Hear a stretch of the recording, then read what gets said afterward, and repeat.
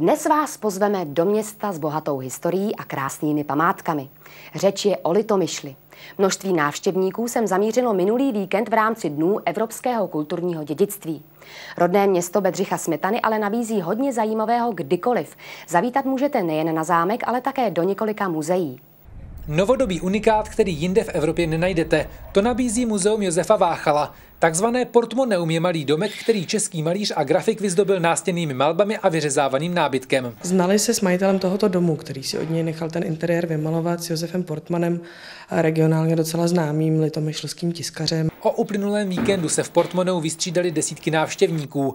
Muzeum se spolu s dalšími litomyšlskými památkami zapojilo do Dnů evropského dědictví. Jsem se snažil využít teda dnešních otevřených památek, takže jsem byl na zámku, byl jsem i v podzemí, byl jsem na věži chrámu Povýšení svatého kříže. V Litomyšli můžete navštívit také zámecké sklepení. Najdete tam stálou výstavu jednoho z nejvýznamnějších českých sochařů současnosti, Olbrama Zoubka. Tak sochy se nám líbí krásně, my Olbrama Zoubka známe, ale tady na té jeho výstavě úžasné jsme poprvé. Ten prostor ohromně souzní s tou instalací, netušili jsme, že už je tady tak dlouho. Je to tady stálá expozice již od 90. let a je to tady natrvalo. Sochy jsou darovány městu Olbramem. Kromě zámeckého sklepení na vás v Litomyšli čeká také podzemní labyrint chodeb pod zámeckým návrším nebo rodný byt Bedřicha Smetany.